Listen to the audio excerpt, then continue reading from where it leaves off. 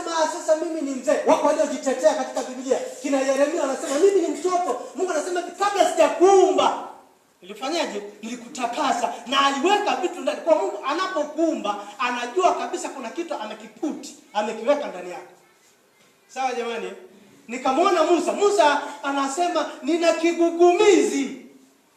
Yaani anajaribu kujitetea. Unaweza kusema mimi ni mzee, kwa hiyo tu nikae nisubirie na hivi. Never, hapana.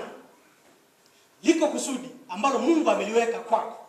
Na ndilo linalokusukuma kumtumikia Mungu. Na ndilo linalokufanya ufanye mapenzi ya Mungu. Na the more, yani kadri unavyofanya ndivyo unavyothibitika mbele za Mungu, na ndivyo unavyofanikiwa zaidi duniani, na ndivyo baraka nyingi ambazo zinakujilia. Sawa jamani?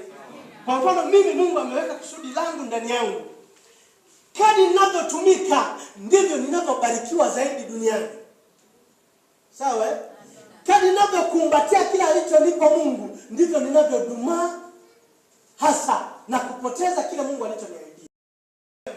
Kazi yako ikiteketea, una negative attitude, unakuwa na hasara. Sawa? Lakini kazi yako ikikaa utakuwa na profit, faida. Maana yake kile ambacho nimekifanya kikipimwa, kikikaa, kisipoteketea, nina faida, nina heri mbele za Mungu. Sawa jamani?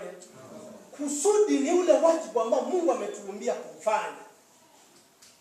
Kuna mtu mwingine anaanza kujidharau kwamba mimi tu labda kufagia pengine labda ina nani kidogo. Hapana, inabidi compared, inalinganishwa. Anayefundisha, anayehubiri na anayefagia kanisani wote wanalipwa sawa. Sawa jamani?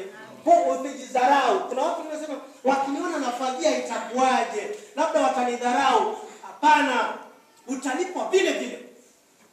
Sawa na kila mtu anayefanya hapa duniani. Ni muhimu sana. Nitaenda kukuonyesha mambo makubwa hapa. Ni muhimu sana kufahamu ni kitu gani amekuitia Mungu. Hilo ni jambo la kwanza kulifahamu. Kwamba je, Mungu, mbona mimi situmiki mbele za Mungu? Ninaenda kanisani ndio, lakini hakuna msukumo wa kufanya jambo lolote ndani ya kanisa la Mungu, ndani ya mambo ya Mungu. Maana mimi sipo. Mombe Mungu sana akuonyeshe kitu ambacho unatakiwa kukifanya. Sawa jamani? Kuja tu kanisani haitoshi. Itatoshea pale ambao utafanya wajibu, kazi ya Mungu ambao Mungu amekuitia. Ni muhimu sana.